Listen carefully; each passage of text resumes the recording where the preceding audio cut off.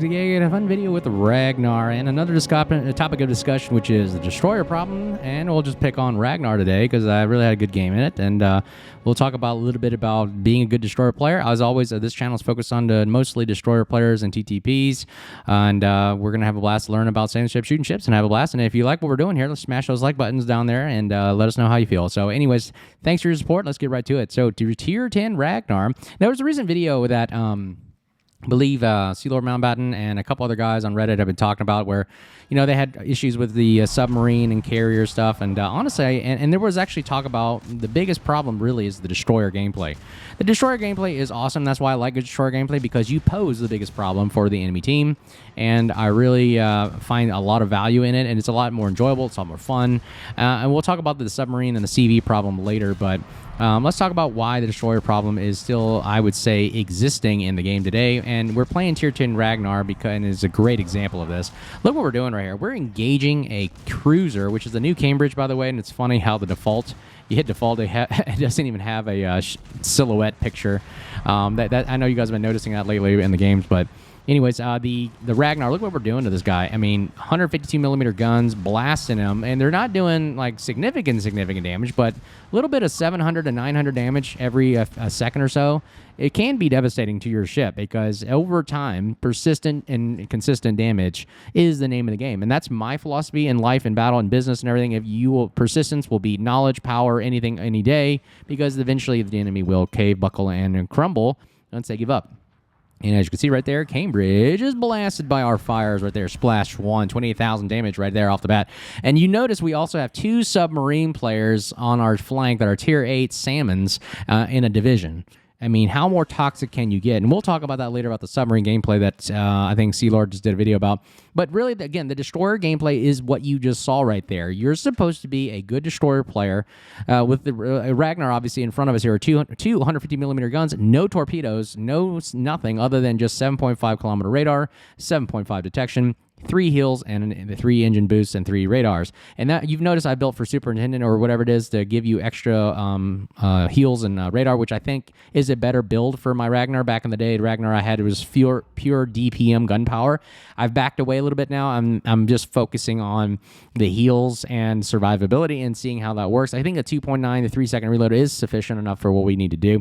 But as you can see, what we're doing as a destroyer player here is keeping the other destroyer away from our friendlies here, capping, spotting, and becoming that threat to other ships. As you saw, we already blasted a Cambridge out of the way. We got to eliminate this other, radar cruiser abilities that also pose threats to your other destroyer players. And look at this. Ooh, nice broadside Minotaur.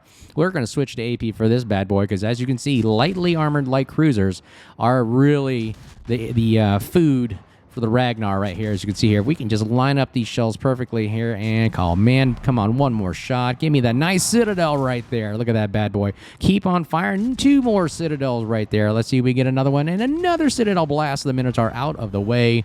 Splash 2. And as you can see, as a good destroyer player, eliminate the other cruiser players that are usually mostly radars or light cruisers that have a lot of DPM that will definitely affect your team right there. So again, you're posing a great amount of threat, especially as a destroyer player, when really it should be the cruiser and battleship player. But I think you pose even a more greater threat as a destroyer player, because now look what I'm doing. I'm spotting, I'm capping, I'm killing other radar cruisers. I'm also keeping the other destroyer away from my team. And I'm also a decoy. You notice I'm taking fire from the enemy team, and that's funny because I'm the only one spotted while everybody else is hiding behind islands. I mean, think about look what you got here. They're so scared. Battleship players are supposed to soak up damage. Are hiding behind islands. You have another heavy cruiser here, the Vayazuma, whatever it is, behind this island. 2 submarines that are not detected over here hunting another submarine that finally got him, the Schroeder. So you notice that we're doing a bulk of the work here, and we're really not doing, even though it may not seem much, you're not like blasting and firing away, we're really just capping and spotting and doing other things that destroyer players should do. So that's why it's very, very good. Notice I'm backing in, watching for those torpedoes from the other destroyer player, and then we're going to go ahead and speed up and get out of here. Now our next objective is a cap Bravo. So again, taking another cap so that we help out our team. And again, we're going to try to keep we have a radar ability, so we need to spot that other destroyer, which they only got 1 left. We can do that. And you notice there's not many destroyers on this game anyways, 2 per side with 2 submarines, which are now the new destroyer. And you can see that we're doing a bulk of the damage. Now, the submarine player is has better concealment, can spot accordingly. However, if they're spotted, they go underwater, and now they're useless.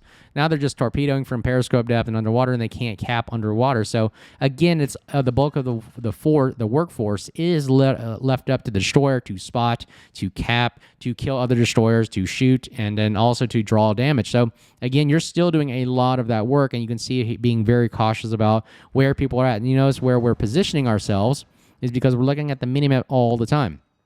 I think my eyes are literally on the minimap 90% of the time, and as a good destroyer player, you should have a situational awareness of your entire surrounding in the battlefield area so that you know the fog of war. You can actually use that against the enemy. Now notice that the Hiragumo is way off in the distance, not really a threat to us. The closest threat right now is the Yamato, or maybe even the battleships are running away. The 2 cruisers are running away. So really, I don't really need to do much and just linger in Bravo, just kind of hang out, spot, let the enemy come to us and make a mistake, so I don't throw away my ship. So that's all about that situational awareness and finding out where are you needed, or where do you need to employ your vessel in order to be more effective and efficient and maximize the damage. Meanwhile, also not killing yourself at the same time, but also helping spot for your team. Okay, now we got spotted there for some reason. I think it might be, it is the submarine, which submarines pose a great deal of threat because they outspot me. Definitely. I mean, this salmon spots me at 6.0, and even if I pop the radar, he goes underwater. Radar doesn't work underwater for some damn reason. So that's why you don't want to mess around with a submarine, because it really, as a Ragnar player, you really can't do much. Now, this Yamato is probably going to die to torpedoes. Yep, he goes down.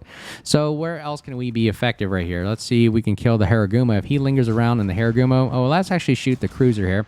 He's getting blapped, so now that he's low health, I'm actually electing to fire. Again, these 152 millimeters, the gun power and the DPM power is also the reason why I like destroyers, because why? You have way more firepower and DPM reload rates that allow yourself to be more consistent over long periods of time and to start a lot of fires. I find that works out a great deal. Light cruisers kind of do the same way, but they're very vulnerable with the citadels, so destroyers don't have citadels, mostly, I think. So that's why I enjoy it a lot.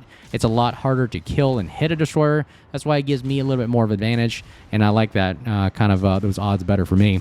Notice I'm still just keep firing at the Zuma. I'm not going to let up. Once I keep going, I'm looking at the minimap. Is any threat shooting at me? Anything posing a threat to me? Not really. So that means that it gives me more time to aim a little bit more accurately and spend more time shooting a Zuma. All I got to do is get a couple more shots right there. And final shot. Boom. There it is. Splash. 74,000 damage. And now what is the next threat? It looks like the Rupert would like to play with us now. So he's going to take a bulk of the damage right here, but he's going in and trying to literally YOLO and try to take as many people down with him. So we're going to go ahead and run away and keep shooting our guns at the main superstructure. Again, the 152s really only pen 30 mil, so really ineffective for 32 mil and above. So I just really got to aim for superstructure area. And again, light cruisers will be pinned by the 30 mil, but with heavy battleships and everything, you got to have to shoot at superstructure. Okay, here we go.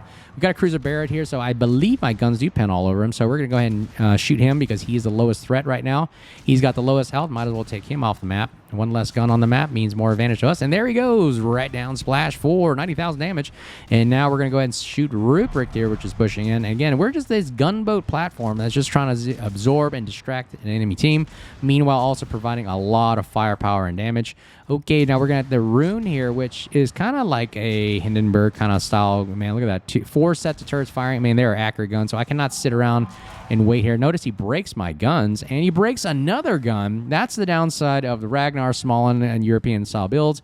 You only got 2 sets of guns, so if you lose one, I mean, there's 50% of your DPM. I don't have a damage con, so I'm literally a sitting duck here. Meanwhile, again, what else can I do? I'm going to draw fire. That way he's not shooting at my friendlies. So again, I am not totally useless. I can still pose a threat to be this juicy little target thing that he loves to be being shot at. And there, look, notice he's finally not shooting at us anymore. Meanwhile, we absorbed at least 2 to 3 salvos of him, rather than him shooting at our friendlies. Now that we got our guns back, he made his mistake and gave up on us, and we're going to just go ahead and keep pummeling shells right back down to him. And notice our shells will really pummel him to death. And can we get that? Oh, we almost got a Kraken there. 103,000 damage. That would have been sweet had we got that Kraken. I'll call it an almost Kraken. We should have taken that one. But anyways, Hiragumo will probably die here. But that is the power of the Destroyer gameplay. Even if it's not torpedoing or doing anything really amazing, but you're really just sitting there being that threat is more than enough. And I find that that the destroyer player is the hugest threat, because once you lose that destroyer capability, everything else goes down the drain. The battleships, cruisers have nobody to shoot at, nobody's capping, nobody's spotting. The submarines could then run the muck amongst the map, because submarines are still kind of scared of destroyers in some capacity for the new players. Now, the veteran submarine players, I feel like they go after your hardcore. And I don't really have much of a defensive weapon against them other than the depth charges that I got to drive over on top of them to get them. So, again, the destroyer is still the crucial component of the game. With the introduction of submarines, I noticed a video that I just talked about is very annoying. There's not much I can do once they go underwater, and they're underwater and then they're not doing much. They're not capping, they're not spotting, they're just kind of there and just posing these pings and pings and pings that are shooting torpedoes at you all the time. I think if they nerf the torpedo reloads on submarines, would be better, because I think that's what's really killing the engagements back and forth. Second on the team right there, 4 kills, doing very well there. Yeah, with the submarines, again, that is the biggest gripe. And then with carriers, the new rework I don't like. I think they should just keep it the way it is, do mini-map spotting, and just allow your destroyer. Notice I got like AA defenses here. I think I had another game with a Ragnar, which is really good, that shot a lot of planes down. And we'll take a look at that if I can find it here, and we'll see how it goes. But let's take a look at another video if I can find it. Okay, so this is actually a good example. This actually turns out to be a loss, but actually it's a good example of what the kind of the gameplay and the meta is today with submarines, carriers, destroyers, and everything. And I can understand why this is becoming kind of a weird, bad problem for cruisers and battleship players mostly, because that's what this game started out as. That's kind of what drew me to it. I thought it was going to be sailing big battleships and secondaries flying all over the place, and that seemed fun. But right here, as you can see, the carrier Nakamov, which is one of the most broken carriers in the game. I can actually do decent amounts of damage in kind of this, current meta of today, AA for destroyers. I think it's not as bad. I don't like the new system the way it is, because you can barely shoot anything down. But with this, I believe I could still have somewhat of a fighting chance in the sense. But, I mean, they're going to get a strike in no matter what. And as you can see, look at the amount of damage I can do, especially with the Ragnar and the Holland kind of style destroyers. If you just kind of play it correctly, you can mitigate as much damage you can. I'm not going to say that you're going to avoid it altogether, but that's the meta today. And the other aspect is the submarine gameplay as well. There is really no submarine gameplay, because I can't do anything as a destroyer player, because if he's submerged, there's nothing I can do. It's just plain and simple, but he can ping me. He can launch homing torpedoes at me, which the heat-seeking homing kind of stylish weapon system inside of a World War II kind of gameplay isn't really challenging and fun. More fun for the submarine player, that is.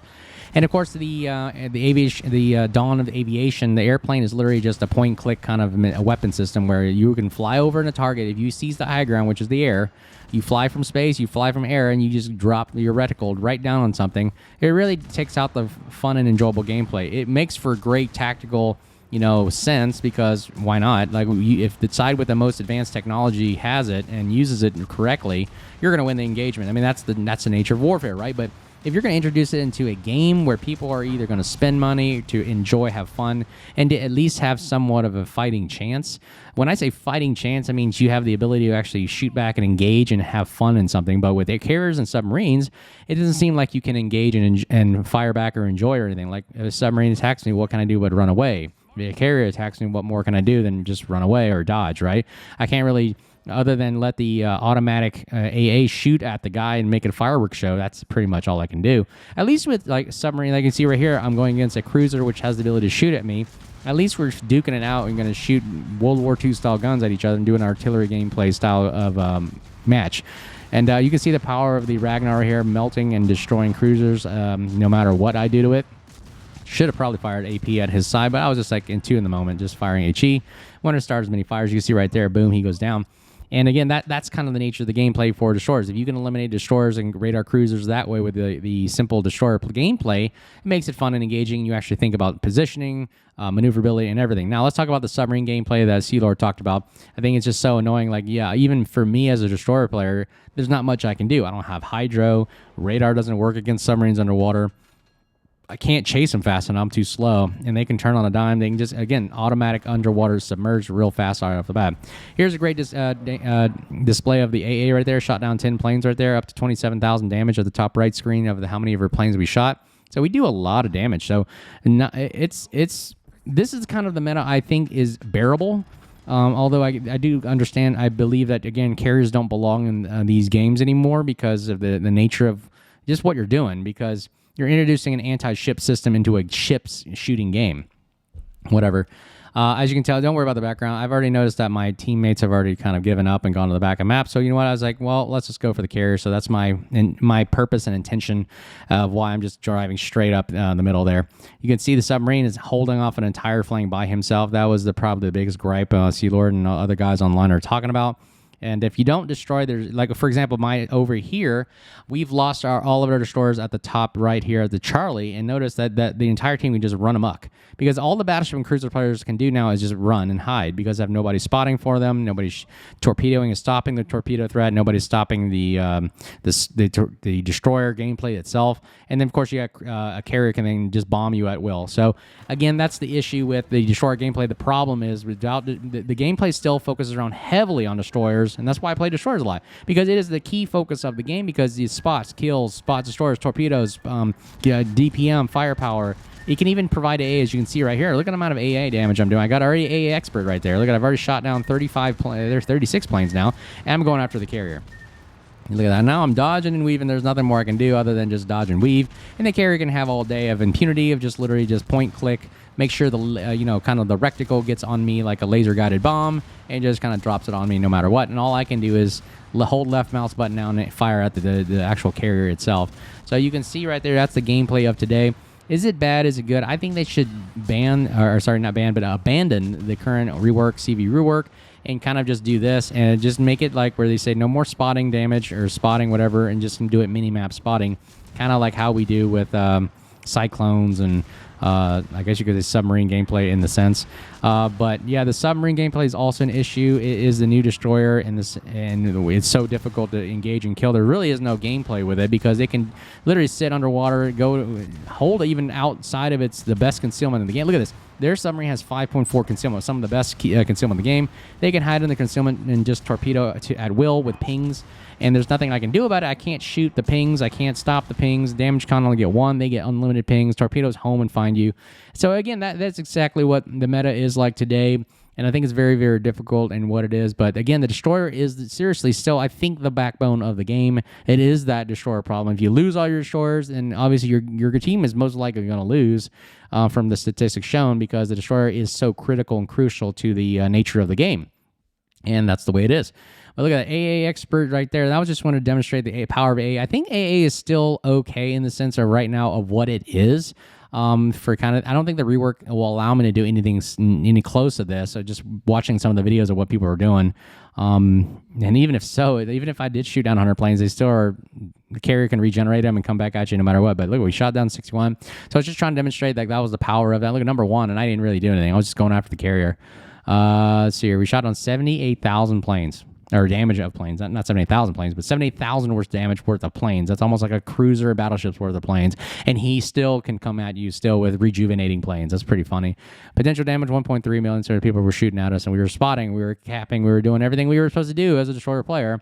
And that is why it's still a problem, a good problem in the sense for your team. But if I die, I am literally throwing away the game for the entire rest of the team, because now they have no abilities that I just did right here. All this team play right here. See, keyword team play.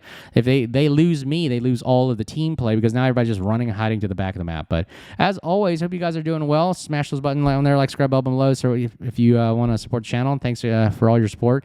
And until next time, build will be at the end of the video. Until next time, you guys say hello to me if you see me out there, and be safe. We'll talk to you soon. Cheers.